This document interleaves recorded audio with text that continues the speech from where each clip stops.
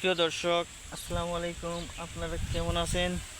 আশা করি সকলেই আল্লাহ তাআলা অশেষ রহমতে ভালো আছেন। প্রিয় ভাই ও বন্ধুরা, আপনারা স্ক্রিনের মধ্যে যে পেঁপে গাছটি দেখতে পাচ্ছেন, তো এই পেঁপে গাছটি বন্ধুরা দেখানোর উদ্দেশ্য হচ্ছে আমি আপনাদেরকে পেঁপে গাছের চারা রোপণ করার জন্য পরামর্শ দিব। সেই জন্য আপনাদেরকে এই ভিডিও নিয়ে তুলে ধরেছি।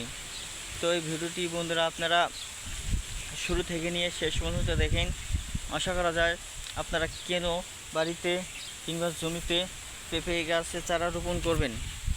তো বন্ধুরা, তার আগে অবশ্যই কী করবেন, যারা আমাদের এই চ্যানেলটিকে সাবস্ক্রাইব করে না নিয়েছেন তাহলে অবশ্যই আমাদের এই চ্যানেলটিকে সাবস্ক্রাইব করে নেবেন এবং পাশে থাকা বেল আইকনটি অন করে দেবেন। তো পেঁপে গাছের চারা রোপণ করবেন সেই জন্য আপনারা নিয়মিত পেঁপে খাওয়ার জন্য। তার কারণ হচ্ছে পেঁপে 12 মাসেই পাওয়া যায়, 12 মাসে একটি ফল ও সবজি গাছ। তো কাঁচা অবস্থায় পেঁপেকে সবজি বলা হয় আর পাকা অবস্থায় ফল বলা হয়।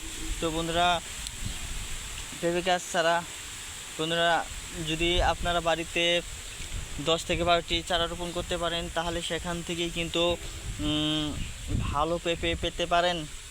তো বন্ধুরা, এবং সেই পেঁপে বাজারে বিক্রি করে কিছু টাকা ইনকাম করতে পারবেন এবং নিজেরাও নিয়মিত যে কোনো উপায়ে খেতে পারেন। ভাজি করে রান্না করে পাকা পেঁপে খেতে পারবেন। গাছ পাকা পেঁপে যারা খাননি তারা বুঝতে পারবেন না বন্ধুরা, গাছ পাকা পেঁপে খাওয়ার গুরুত্ব কীরকম বা বন্ধুরা উপকার কেমন। তো পাকা পেঁপে খেতে খুবই স্বাদ লাগে, তো মিষ্টি লাগে। আর কাঁচা পেঁপে বন্ধুরা গ্যাস্ট্রিকের সমস্যার সমাধান করার জন্য খাওয়া হয়। তো বন্ধুরা, কাঁচা পেঁপে খেলেই যে গ্যাস্ট্রিক ভালো হবে তা কিন্তু নয়, গ্যাস্ট্রিক ভালো হতে পারে। তো প্রিয় ভাই ও বন্ধুরা, যারা 10-12টি পেঁপে গাছে চারা রোপণ করতে চান না তারা কমপক্ষে 3টি গাছ রোপণ করুন। তো ভিডিওটি আপনাদের কাছে কেমন লেগেছে তা অবশ্যই আপনারা কমেন্টের মাধ্যমে জানিয়ে দেবেন। ধন্যবাদ আপনাদেরকে।